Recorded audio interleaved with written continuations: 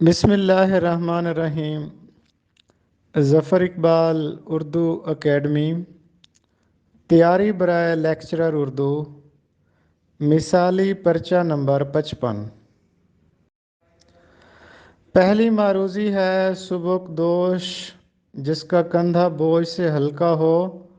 سبک دوش ہونا: جب کوئی شخص اپنے فرائض سے عہدہ برا ہو جاتا ہے، ریٹائر ہو جاتا ہے، تو اس کے لیے یہ لفظ استعمال کیا جاتا ہے سبک دوش ہونا، یعنی جس کا کندھا بوجھ سے ہلکا ہو، کسی ذمہ داری سے فارغ ہو جانے والا۔ مغلانی: خاندان مغلیہ کے خاص وضع اور تراش کے کپڑے سینے والی عورت۔ کان پکڑنا: کسی کے کمال کا اعتراف کرنا۔ سر آنکھوں پر بٹھانا: بڑی قدر کرنا۔ لہر بہر: آسودہ حالی، گرویدہ ہونا، شیدائی ہونا۔ دل کھل جانا، بے ساختہ ہنسی آنا۔ بت شکن نکات کہا جاتا ہے۔ بت شکن نکات کلیم الدین احمد کو کہا جاتا ہے۔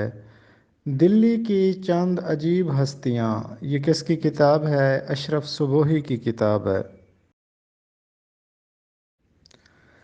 مزاحیہ خاکوں کا مجموعہ کلمی دشمنی، ڈاکٹر اشفاق احمد ورک۔ شعری مجموعہ شہر درد، ادا جعفری کا ہے۔ جو دیکھتا ہوں وہی بولنے کا عادی ہوں، میں اپنے شہر کا سب سے بڑا فسادی ہوں۔ جون ایلیا کا شعر ہے، لیکن یہ ان سے غلط منسوب ہے۔ حیدرآباد دکن سے شائع ہونے والا طنزیہ و مزاحیہ جریدہ شگوفہ ہے۔ جسٹس رستم کیانی کا دور حیات 1902 تا 1962 ہے۔ جسٹس ایم آر کیانی کی مشہور کتاب ہے افکار پریشاں۔ یہ دراصل ان کی تقاریر کا مجموعہ ہے۔ کاکولیات: بریگیڈیئر ریٹائرڈ صولت رضا کی شاہکار آپ بیتی ہے۔ غیر فوجی کالم: بریگیڈیئر صولت رضا حالات حاضرہ کے سیاسی منظرنامے پر مشتمل کالم لکھتے تھے۔ اعمال نامہ: یہ سر رضا علی عابدی کی آپ بیتی ہے۔ الرحیق المختوم: سیرت کی عالمی ایوارڈ یافتہ کتاب ہے جو کہ صفی الرحمن مبارک پوری نے لکھی ہے۔ 2014 میں کن دو ادیبوں کی 100 سالہ تقریبات ہوئیں؟ حالی اور شبلی کی۔ نکات سخن فن شعر پر مستند کتاب ہے جو کہ حسرت موہانی کی ہے۔ ڈاکٹر خواجہ محمد زکریا کی تاریخ سے چند معروضیاں: انشائے سرور کی صنف کیا ہے؟ یہ خطوط کا مجموعہ ہے۔ رجب علی بیگ سرور کی سب سے مقبول کتاب کون سی ہے؟ فسانہ عجائب۔ فسانہ عجائب نمائندہ ہے لکھنوی تہذیب کی۔ جان عالم انجمن آراء ملکہ مہر نگار فسانہ عجائب کے کردار ہیں۔ شبستان سرور، یہ ترجمہ ہے الف لیلہ کا۔ ڈاکٹر تبسم کشمیری صاحب کی کتاب سے تاریخ کی چند معروضیاں: ولی دکنی کے دیوان کے کتنے مخطوطات کا پتہ چلا ہے؟ 118۔ ولی کی دلی میں کس سے ملاقات ہوئی؟ سعد اللہ گلشن سے۔ کس مشہور محقق کا کہنا ہے کہ سعد اللہ گلشن والا واقعہ ایجاد کیا گیا ہے؟ شمس الرحمن فاروقی کا باحوالہ اردو کا ابتدائی زمانہ۔ ولی دکنی اردو شاعری کے بابا آدم ہیں، یہ کہنا ہے مولانا محمد حسین آزاد کا۔ خواجہ میر درد کے والد کا تخلص عندلیب تھا۔ اردو ادب کی مختصر تاریخ از ڈاکٹر انور سدید۔ تنقید اور احتساب کس کی تصنیف ہے؟ ڈاکٹر وزیر آغا کی۔ دہلوی اور لکھنوی مزاج کے آئینہ دار تھے خواجہ حیدر علی آتش۔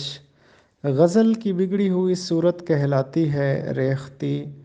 ریختی کے اولین نمونے عادل شاہ ثانی کے عہد میں ملتے ہیں۔ عادل شاہ ثانی کے عہد میں اولین ریختی گو ہاشمی بیجاپوری تھے۔ ڈاکٹر جمیل جالبی۔ سراج نے چھوٹی بڑی 12 مثنویاں لکھیں۔ مثنوی بوستان خیال سراج اورنگ آبادی کی ہے۔ ولی اور سراج کے بعد ریختہ گو شاعر کا نام سامنے آتا ہے شاہ قاسم علی قاسم کا۔ دیوان قاسم کو مرتب کیا ہے سخاوت مرزا نے۔ ولی دکنی کو اردو شاعری کا چاصر کہا جاتا ہے۔ بسم اللہ الرحمن الرحیم۔ ادبی معلومات سیٹ نمبر 1183۔ پہلی معروضی ہے، درست تلفظ بتانا ہے۔ ملمہ۔ ملمہ کے معنی ہوتے ہیں سونا چاندی چڑھا ہوا زیور یا ظرف۔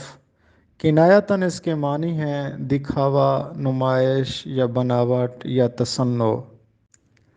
ذکیہ شیخ مینا کا ایک خوبصورت شعر ہے: جھوٹ پر لاکھ ملمہ ہو صداقت ملفوف، کھل ہی جاتی ہے نہیں چھپتی حقیقت کوئی۔ مشہور افسانوی مجموعہ ہے پیڑ سے بچھڑی شاخ۔ یہ لندن میں رہنے والی نجمہ عثمان کا تخلیق کردہ افسانوی مجموعہ ہے۔ 2008 میں یہ افسانوی مجموعہ شائع ہوا تھا اور اس میں کل 17 افسانے ہیں اور اس کا انتساب اماں کے نام ہے۔ شعری مجموعہ شام اور سائے کے خالق ڈاکٹر وزیر آغا ہیں۔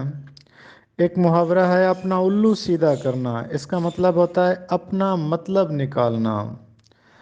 تضمین کا مصرع ہمیشہ لکھا جاتا ہے واوین میں۔ ممارست کے معنی ہوتے ہیں مہارت۔ مصور غم کے لقب سے علامہ راشد الخیری ملقب ہیں۔